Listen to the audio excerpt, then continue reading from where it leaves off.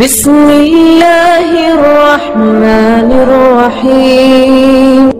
بسم اللہ الرحمن الرحیم۔ طلب مغفرت کی دعا۔ اللہم اغفر لی خطیئتی وجہلی واسرافی فی امری وما انت عالم به منی۔ اللہم اغفر لی خطائی وعمدی وہزلی وجدی وکل ذلک عندی۔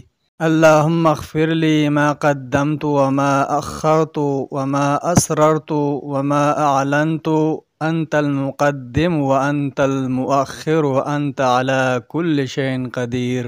اے اللہ میری خطاؤں، نادانی اور حدود سے تجاوز کو بخش دے جنہیں تو مجھ سے بھی زیادہ جانتا ہے۔